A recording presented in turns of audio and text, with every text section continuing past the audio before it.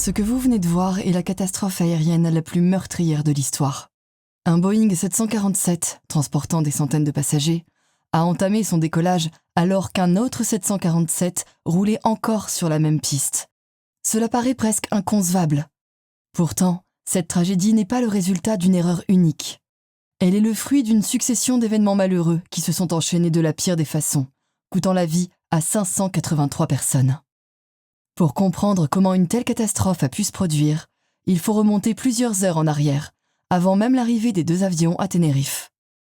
L'histoire de la catastrophe de Tenerife repose sur une succession de concours de circonstances. Il aurait suffi que l'un des deux se déroule légèrement autrement pour que la catastrophe n'ait peut-être jamais eu lieu. Et tout commence bien avant l'arrivée des deux avions à Tenerife. Après un vol de 6 heures au départ de New York, le vol Panam 1736 approche de sa destination, Grande Canaria. À son bord se trouvent 16 membres d'équipage et 380 passagers. La plupart sont des touristes américains et canadiens, venus embarquer à Las Palmas à bord du paquebot MS Golden Odyssey pour une croisière. Le vol KLM 4805, un autre Boeing 747, est en route d'Amsterdam vers Grande Canaria. À son bord se trouvent 14 membres d'équipage et 235 passagers. Affrété pour le compte du voyagiste Holland International Travel Group, l'appareil transporte des vacanciers impatients de commencer leur séjour aux îles Canaries. Aux commandes se trouve le commandant Jacob Veldhuizen van Zanten, l'un des pilotes les plus respectés de la KLM. Avec plus de 11 700 heures de vol à son actif, il est non seulement un pilote chevronné, mais aussi l'instructeur en chef sur Boeing 747 de la compagnie. À la tête du département de formation des pilotes de la KLM, il est si connu au sein de l'entreprise qu'il apparaît même occasionnellement dans des campagnes publicitaires. Mais tandis que le vol KLM 4805 poursuit sa route vers Grande Canaria, les événements qui se déroulent au sol sont sur le point de bouleverser le destin des deux appareils. À 13h15, soit une vingtaine de minutes avant l'arrivée prévue du vol KLM 4805 à Grande Canaria, une bombe explose dans un magasin de fleurs situé à l'intérieur de l'aérogare. L'attentat est revendiqué par le Mouvement pour l'indépendance et l'autodétermination de l'archipel canarien, un groupe séparatiste militant pour l'indépendance des îles Canaries vis-à-vis de l'Espagne. 8 personnes sont blessées dans l'explosion, mais heureusement, aucune ne perd la vie. Pourtant, cet attentat n'est que le début. Alors que le vol KLM 4805 entame sa descente vers Grande Canaria, les autorités reçoivent un avertissement signalant qu'une seconde bombe aurait été dissimulée quelque part dans l'aéroport. L'aéroport de Grande Canaria est immédiatement fermé, tandis que les équipes de sécurité lancent des recherches pour retrouver l'engin explosif. Sans aucune indication sur la réouverture de l'aéroport, le vol KLM 4805 est contraint de se dérouter vers l'aéroport voisin de Tenerife, Los Rodeos, où il se pose à 13h38. Pour les 235 passagers à bord, leurs vacances commencent par un retard inattendu. Le vol Panam 1736 reçoit la nouvelle alors qu'il se trouve encore à plus d'1 heure de Grande Canaria. Dans un premier temps, l'équipage envisage de réduire sa vitesse et d'entrer dans un circuit d'attente, espérant une réouverture rapide de l'aéroport. Mais au fil des minutes, il devient évident qu'aucune information ne permet de savoir quand les opérations reprendront. Face à cette fermeture pour une durée indéterminée, l'équipage est lui aussi contraint de se dérouter vers l'aéroport de Tenerife, Los Rodeos, où l'appareil atterrit environ une demi-heure après le vol KLM 4805. Mais ils sont loin d'être les seuls. 3 autres gros porteurs ont également été déroutés vers Tenerife, et le petit aéroport commence rapidement à être saturé. Conçu avant tout pour accueillir un trafic régional, l'aéroport de Tenerife, Los Rodeos, n'a jamais été prévu pour recevoir simultanément un aussi grand nombre d'avions gros porteurs. À mesure que les appareils déroutés continuent d'arriver, l'aéroport dépasse progressivement sa capacité d'accueil. Pendant ce temps, les équipages des 2 vols sont confrontés à des décisions difficiles. Pour les passagers du vol Panam, ce retard est particulièrement préoccupant. Ils doivent embarquer à Las Palmas à bord de leur navire de croisière et, s'ils arrivent trop tard, celui-ci pourrait partir sans eux. À mesure que l'attente se prolonge, la pression commence à monter. L'aéroport de Tenerife peine à absorber l'afflux soudain d'appareils déroutés et les postes de stationnement au terminal sont insuffisants pour accueillir tous les avions. Le vol KLM reçoit donc l'instruction de se garer à l'extrémité nord-ouest de la voie de circulation parallèle à la piste. Une vingtaine de minutes plus tard, les passagers du vol KLM sont conduits en bus jusqu'à l'aérogare. Le vol Panam 1736 est stationné juste derrière l'appareil de la KLM, mais ses passagers restent à bord. À ce moment-là, personne ne sait encore combien de temps durera le retard, et l'équipage de la Panam préfère ne pas les faire débarquer. L'équipage de la KLM anticipe qu'une fois l'aéroport de Grande Canaria rouvert, les avions qui y arriveront devront se partager des services au sol en nombre limité, ce qui risque d'entraîner de nouveaux retards. Afin de gagner du temps par la suite, ils décident donc de profiter de cette escale imprévue à Tenerife pour faire le plein de carburant. En procédant au ravitaillement dès maintenant, l'appareil disposera de suffisamment de carburant pour rejoindre Grande Canaria, puis poursuivre directement son vol jusqu'à Amsterdam, sans avoir à refaire le plein. L'appareil embarque environ 53 000 litres de carburant, ce qui retarde légèrement son départ. À cet instant, cette décision paraît parfaitement logique. Avec le recul, elle s'avérera pourtant être l'un des nombreux facteurs qui contribueront à la catastrophe. Pendant que le vol KLM est ravitaillé en carburant, la nouvelle tombe. L'aéroport de Grande Canaria a rouvert. Les avions déroutés commencent alors à se préparer pour reprendre leur route. Le vol Panam demande l'autorisation de partir en premier, mais il est stationné derrière l'appareil de la KLM. La voie de circulation étant trop étroite pour permettre à un Boeing 747 de le dépasser en toute sécurité, l'équipage de la Panam est contraint d'attendre la fin du ravitaillement. Le vol jusqu'à Grande Canaria est court, mais les conditions sont loin d'être idéales. La météo à Tenerife est réputée pour être particulièrement imprévisible, et le temps commence à se dégrader rapidement. D'épais bancs de brouillard envahissent progressivement l'aéroport, faisant varier la visibilité d'un instant à l'autre. Au fil de l'après-midi, celle-ci diminue régulièrement, jusqu'à approcher le minimum requis pour assurer des opérations en toute sécurité. Cela signifierait bien sûr plusieurs heures d'attente supplémentaires, ainsi qu'une frustration grandissante pour les passagers comme pour les équipages. Si tous les avions déroutés sont désormais arrivés, leur nombre crée un nouveau problème. Les aires de stationnement de l'aéroport sont saturées, obligeant plusieurs appareils à se garer dans des emplacements inhabituels et perturbant le fonctionnement normal des opérations au sol. L'un des Boeing 747, stationné à l'extrémité nord-ouest de la voie de circulation, bloque le passage habituellement utilisé pour les autres appareils. Les avions au départ sont donc contraints d'emprunter la piste elle-même pour rejoindre le seuil de décollage. L'aéroport de Grande Canaria étant désormais rouvert, chacun souhaite repartir au plus vite. Les contrôleurs autorisent donc les vols KLM et Panam à commencer leur roulage à quelques instants d'intervalle.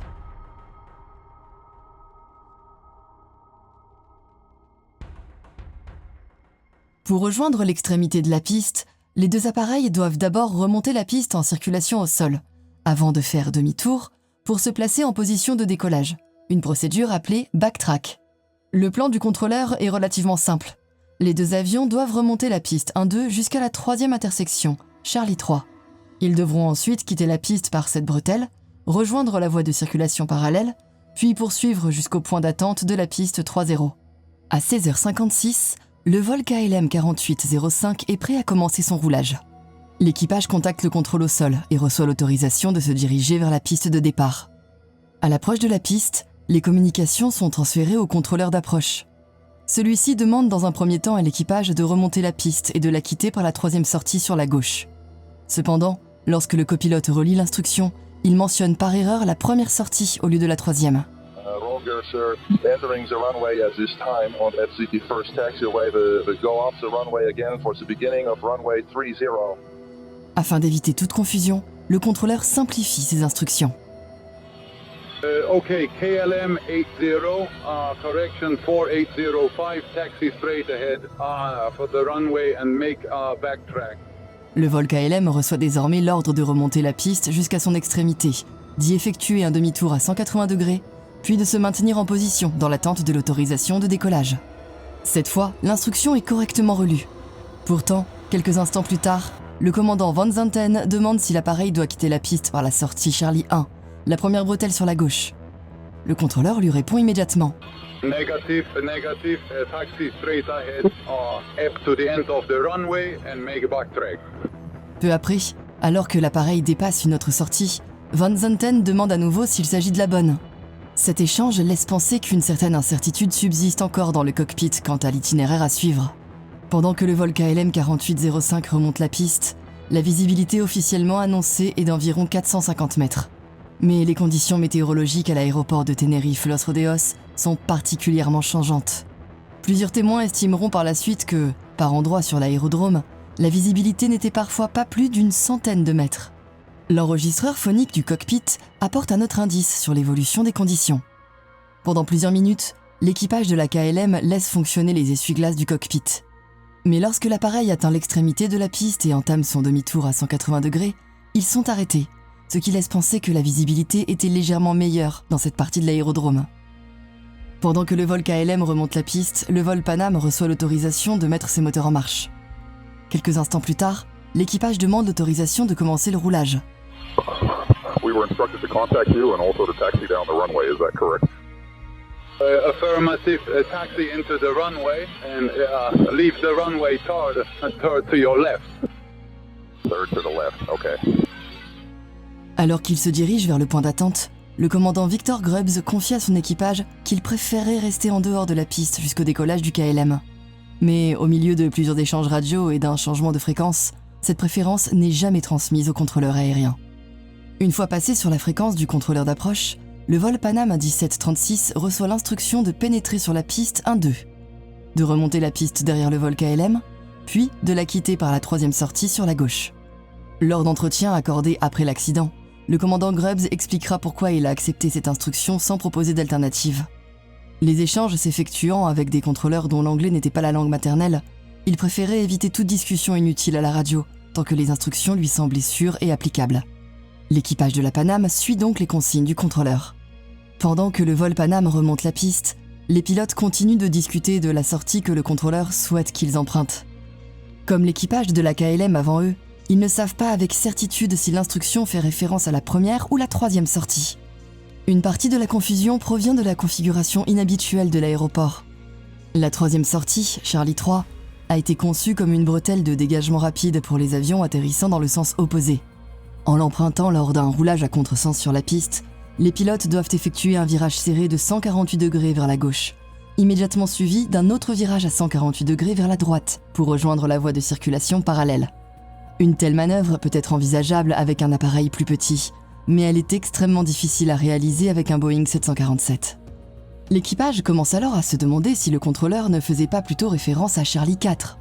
Contrairement à Charlie 3, cette quatrième sortie offre un virage à environ 35 degrés sur la voie de circulation parallèle, ce qui en fait un itinéraire bien plus adapté à un avion de la taille d'un Boeing 747. Avant que l'équipage de la Panam ne puisse demander des précisions, le contrôleur appelle de nouveau le vol KLM. KLM 4805, how many taxiways did you pass? Le copilote de la KLM répond alors. I think we just passed Charlie 4 now. Une réponse qui témoigne de la dégradation rapide des conditions de visibilité. À 17h03, le copilote du vol Panam 1736 prend une dernière fois la parole à la radio pour poser une ultime question. Would you confirm that you want the Clipper 1736 to turn left at the third intersection? Le contrôleur répond aussitôt. The third one, third one. Il insiste tout particulièrement sur le mot « troisième ». Pour l'équipage de la Panam, il n'y a désormais plus d'ambiguïté. Le contrôleur leur demande bien de quitter la piste par la sortie Charlie 3. L'enregistreur phonique du cockpit du vol KLM 4805 révèle un autre détail particulièrement intéressant. Au moment précis où cet échange a lieu, un silence total règne dans le cockpit. Les enquêteurs estiment que l'équipage écoutait attentivement la transmission du vol Panam. Selon l'une des hypothèses avancées, l'équipage de la KLM aurait compris que la Panam approchait déjà de la troisième sortie et cherchait simplement à confirmer qu'il s'agissait bien de celle qu'il devait emprunter. Si tel était le cas, les pilotes ont pu penser que la piste serait libérée d'un instant à l'autre. En réalité, le vol Panam 1736 se trouve encore bien plus loin sur la piste. L'équipage cherche simplement à confirmer la bretelle de sortie qu'il doit emprunter. Dans le cockpit de la Panam, l'atmosphère reste détendue. L'enregistreur phonique révèle même quelques plaisanteries échangées en espagnol. En comptant les sorties de piste, les pilotes s'amusent à dire « uno, dos, tres ». Dans le même temps, ils commencent à dérouler leur checklist avant le décollage. Alors que l'appareil poursuit son roulage à travers le brouillard, les pilotes annoncent à voix haute chaque sortie qu'ils dépassent. Voici la première. Voici la deuxième. En revanche, aucune annonce n'est faite pour Charlie 3, la sortie que le contrôle leur a pourtant demandé d'emprunter. La raison exacte demeure incertaine. L'une des hypothèses est que l'attention de l'équipage a été momentanément attirée par les échanges radio au moment où le vol KLM 4805 commençait à recevoir son autorisation de départ. N'ayant encore jamais opéré à Tenerife, les pilotes ont peut-être voulu écouter les instructions qu'ils seraient eux-mêmes amenés à recevoir quelques instants plus tard. Quelle qu'en soit la raison, le vol Panam dépasse la sortie Charlie 3 sans s'y engager, et poursuit son roulage sur la piste en direction de la 4e sortie. À 17h04, le contrôleur effectue une nouvelle transmission. Safe and 136, report leaving the runway. Bien que le contrôleur utilise par erreur un mauvais indicatif d'appel, l'équipage de la Paname comprend immédiatement que l'instruction lui est destinée et répond. Clipper 1736. Dans la phraséologie aéronautique, cette réponse équivaut à dire « bien reçu ». Il s'agit simplement d'un accusé de réception. L'équipage n'indique pas qu'il a déjà quitté la piste. Il confirme uniquement qu'il a compris l'instruction et qu'il signalera lorsqu'il aura effectivement dégagé la piste. Pour toute personne à l'écoute sur la fréquence, cet échange pouvait toutefois être interprété autrement. Si l'équipage du vol KLM 4805 pensait déjà que le Paname approchait de la 3e sortie, entendre le contrôleur dire « signalez lorsque vous aurez quitté la piste », immédiatement suivi de l'accusé de réception de la Paname, pouvait facilement renforcer l'impression que l'appareil était sur le point de dégager la piste, voire qu'il l'avait déjà fait. Il est impossible de savoir avec certitude si c'est bien ainsi que l'équipage de la KLM a interprété la situation. Les enquêteurs estiment toutefois que ce bref échange radio a pu contribuer au malentendu grandissant entre les deux équipages. À environ 2 km du vol Paname 1736, le vol KLM atteint l'extrémité de la piste. Après avoir effectué son demi-tour à 180 degrés et s'être aligné pour le décollage, le commandant Jacob Van Zanten commence à pousser les manettes des gaz afin de stabiliser les moteurs en vue du départ. Mais avant même que l'appareil ne commence à rouler, le copilote Klaas Smeurs intervient immédiatement. « Attendez une seconde, nous n'avons pas encore reçu l'autorisation du contrôle. » Le commandant Van Zanten ramène aussitôt les manettes au ralenti et répond « Je sais, vas-y, demande-la. » Le copilote contacte alors rapidement le contrôleur.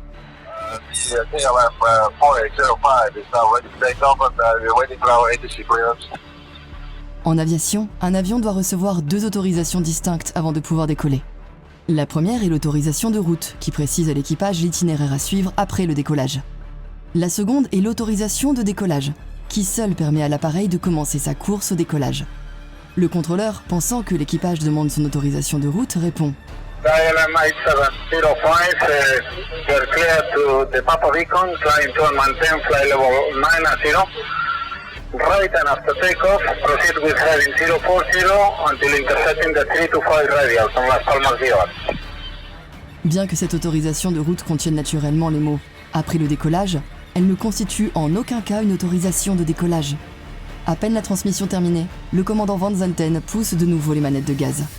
Tout porte à croire qu'il est alors convaincu d'avoir reçu toutes les autorisations nécessaires pour partir. Au même moment, le copilote Meurs relie rapidement l'autorisation de route.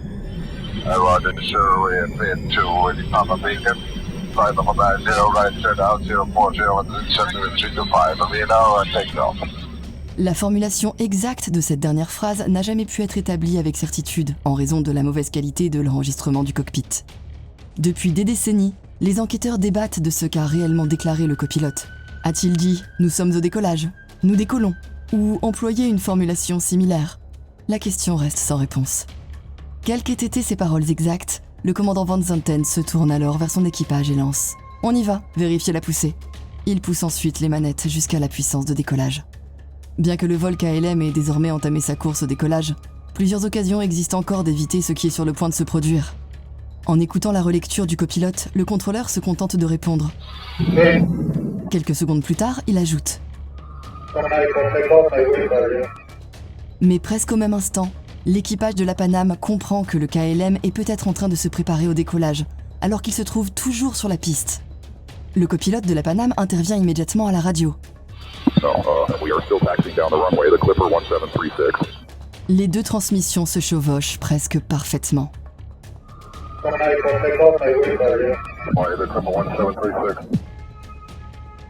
Les communications radio en aviation utilisent la bande VHF, avec une modulation d'amplitude, AM. Lorsque 2 stations émettent simultanément sur la même fréquence, leurs signaux interfèrent l'un avec l'autre. Au moment où le contrôleur et l'équipage de la Paname transmettent presque exactement en même temps, leurs messages se superposent.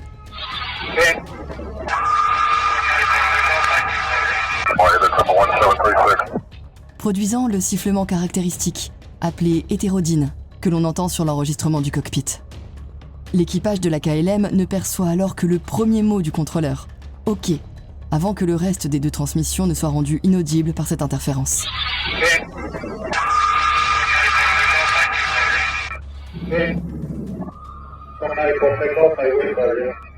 Ni le contrôleur ni l'équipage de la Pan Am n'entendent ce sifflement. De leur point de vue, leurs propres transmissions ont été émises normalement. Le contrôleur est donc convaincu que son instruction a bien été reçue et reporte aussitôt son attention sur le vol Pan Am. Il lance alors. Papa Alpha 1736, report runway clear. Le vol Pan Am répond. Okay, roll report runway clear. Thank you. À cet instant, le vol KLM accélère déjà sur la piste, tandis que la visibilité continue vraisemblablement de se dégrader. À cette vitesse, le commandant Van Zenten et le copilote Meurs doivent concentrer toute leur attention sur le décollage. L'ingénieur de vol, Wilhelm Schröder, est quant à lui un peu moins sollicité. En écoutant les échanges radio, quelque chose attire son attention. À 17h06, il demande. Concentré sur sa course au décollage, le commandant Van Zenten ne l'entend pas immédiatement. Schröder répète alors sa question. Sans la moindre hésitation, Van Zenten répond. À 17h07, soit 10 secondes à peine avant l'impact, le commandant Victor Grubbs aperçoit enfin le KLM à travers le brouillard. Dans un premier temps, il croit que les phares de l'appareil sont immobiles. Mais presque aussitôt, il comprend que l'appareil se dirige droit sur eux. Le commandant Grubbs braque immédiatement le volant de direction au maximum vers la gauche, dans une ultime tentative de faire quitter la piste à son Boeing 747 et de l'envoyer sur l'herbe. Au même moment, il pousse les manettes jusqu'à la pleine puissance. Mais l'appareil, qui pèse près de 340 tonnes, n'a tout simplement pas le temps d'accélérer. Dans le cockpit de la KLM, le commandant Jacob Van Zenten vient tout juste de dépasser la vitesse V1. Soudain, à travers le brouillard, la silhouette du Boeing de la Pan Am apparaît droit devant lui. Il réagit instinctivement en tirant le manche jusqu'en butée dans une tentative désespérée de faire décoller l'appareil au plus vite et de franchir l'obstacle. La manœuvre est si brutale que la queue de l'avion heurte violemment la piste, laissant derrière elle une longue trace de métal arraché d'une vingtaine de mètres. Les derniers mots enregistrés du commandant Van Zenten sont un juron en néerlandais. Puis l'enregistreur phonique du cockpit sombre dans le silence.